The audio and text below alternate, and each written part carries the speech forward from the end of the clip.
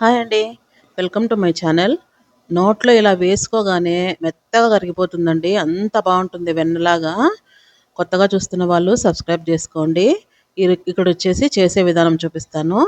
ముందుగా శనగబాయలు అంటాం గదా! పచ్చి శనగపప్పు అంటారు. దాన్నొచ్చేసి ఒక 1/4 కేజీ తీసుకున్నాను. 250 గ్రామ్స్. బాగా క్లీన్ చేసుకున్నాక రాళ్ళు ఏమన్నా ఉంటే క్లీన్ చేసుకొని ఒక 6 గంటల సేపు నానబెట్టుకోవాలి.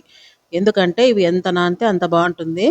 ఇలాగనమాట చూపిస్తున్నా గదా! బాగా డబల్ అయితాయి ఉబ్బి నాని నాని అలా గిల్లగానే మెత్తగా ఇరిగిపోవాలనమాట. ఇప్పుడొచ్చేసి 2 సార్లు కడిగేసుకున్నాక ఒక కుక్కర్‌లోకి వేసుకుంటున్నాను.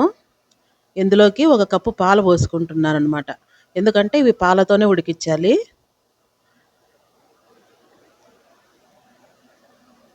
ఇలా పాలు పోసుకున్నాక ఒక్కటే ఒక విజిల్ అండి. ఎక్కువ కూడా అవసరం లేదు. మరీ మెత్తగా ఉడికించుకోకూడదు పూర్ణంలాగా.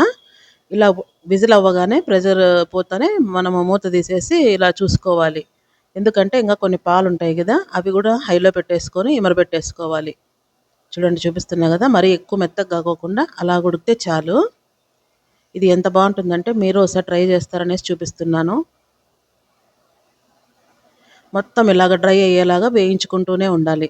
మొత్తం అంతా పాలు మెరిపోతానే ఒక పెద్ద ప్లేట్‌లో తీసుకొని ఆరబెట్టుకోవాలి.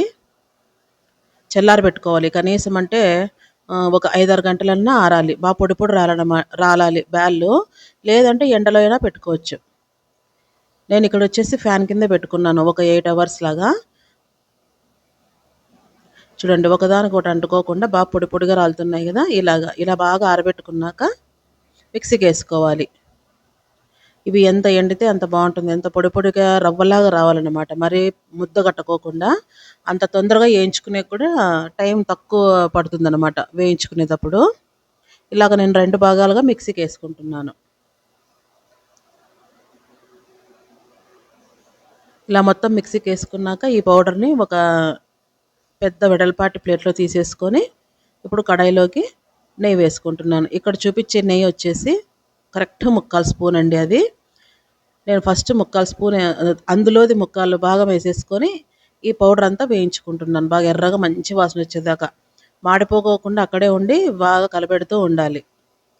మంటను ఎక్కించుకుంటూ, తగ్గించుకుంటూ. ఇది ఎప్పుడైతే మనకు బాగా వేగిందనిపిస్తుందో అప్పుడు మంచి స్మెల్ వస్తుంది. ఆ నెయ్యి ఇంట్లో కాంచినదండి. అది తమలపాకు వేయడం వల్ల కొంచెం అలాగా మీకు డార్క్ కనిపించొచ్చు. నేను తమలపాకు, కొంచెం బెల్లము అలాంటివి వేస్తుంటాననమాట. ఎన్ని రోజులున్నా కూడా మంచి స్మెల్ వస్తుందనేసి.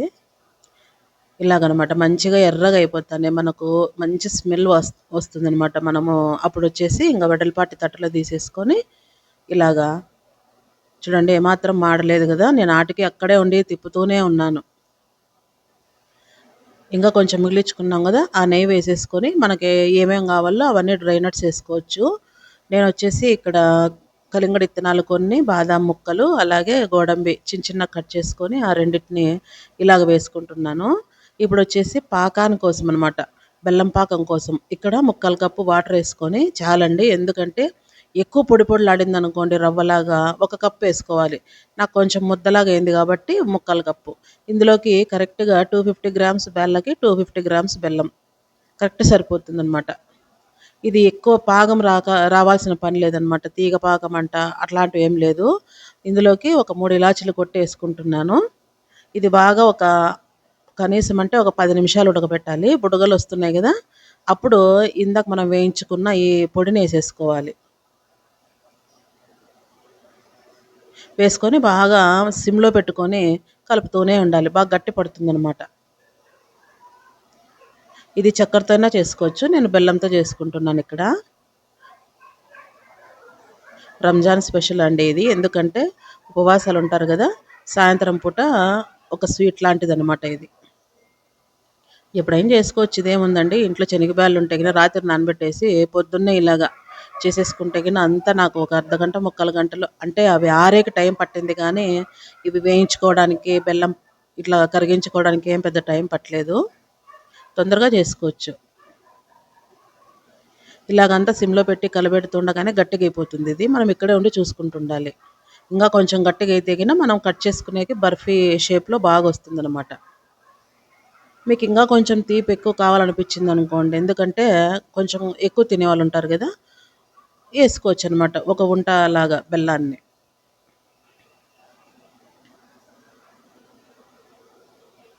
ఇలాగంతా కలుపుకున్నాక ఇంక కొంచెం నెయ్యి వేసుకుంటున్నాను.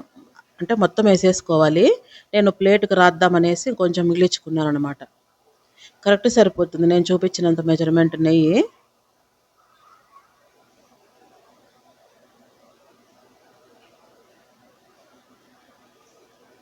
ఇది చాలా బాగుంటుందండి. మీరు మిస్ చేసుకోకుండా ఒకసారి ట్రై చేయండి. ఇప్పుడు ఒక ప్లేట్‌లోకి ఇలా నెయ్యి అంతా అప్లై చేసేసుకొని, ఇందాక మనం వేయించి పెట్టుకున్నాం కదా, దాన్నేసేసుకోవాలి. ఇలా పూర్ణం అంతా వేసుకున్నాక బాగా స్ప్రెడ్ చేసుకోవాలి. ఎందుకంటే వేడిగా ఉన్నప్పుడే బాగా ఒక గిన్నె లాంటిది తీసుకొని చిన్నది బాగా గట్టిగా నొక్కుతూ అంతా స్ప్రెడ్ చేసుకోవాలి. చేత్తో చేద్దాం అనుకుంటే వేడిగా ఉంటుందండి. అది చూసుకోండి, లేదా మీ అనుకూలాన్ని బట్టి. నేను ఇక్కడ వచ్చేసి కప్పు గిన్నెతో అంతా ప్రెస్ చేస్తున్నాను.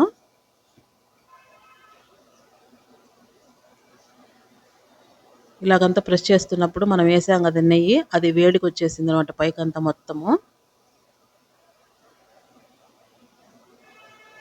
నేను ఇక్కడ వచ్చేసి సిల్వర్ ఫాయిల్ అతికిస్తున్నాను. అది మీ ఆప్షన్, ఉంటే వేసుకోవచ్చు లేకుంటే లేదు. నేను చూడడానికి అట్రాక్ట్‌గా ఉంటుందనేసి ఇలా తగిలిస్తున్నాను. ఇంకంతేనండి. ఇలాగంతా మొత్తము డైమండ్ షేప్‌లో కట్ చేసుకోవాలి. ట్రయాంగిల్ షేప్‌లో. ఇది ఇక్కడ స్కిప్ అయిపోయింది వీడియో అనేది. మనకి ఏ షేప్‌లో కావాలంటే అలా కట్ చేసుకొనేసి మొత్తం ఇలాగంతా సిల్వర్ ఫాయిల్ అతికిచ్చేసి డ్రై నట్స్ అలా పైన పెట్టేసాననమాట. కొంచెం స్ప్రింకిల్ చేశాను. కొంచెం అతికిచ్చాను. కొన్ని చిన్న చిన్న పీసులుగా కట్ చేసినది అలా పైన చిలకరించాను. అంతేనండి. ఎంతో టేస్టీ టేస్టీ శనగపప్పు బర్ఫీ రెడీ. మీకు నచ్చుతుందనుకుంటున్నాను. ఓసారి ట్రై చేసి ఎలాగొచ్చిందో కామెంట్ చేయండి. అలాగే మీ ఫ్రెండ్స్‌కి, రిలేటివ్స్‌కి షేర్ చేయండి. మరిన్ని మంచి రెసిపీస్‌తో వస్తుంటాను. చూపిస్తున్నా చూడండి, ఎంత మెత్తగా తునుగుతుంది కదా! అలాగే నోట్లో వేసుకోగానే కరిగిపోతుంది. ఏం డౌటే లేదండి. చాలా బావుంటుందిది. చూడండి ఎంత స్మూత్‌గా ఉంది కదా! Thanks for watching.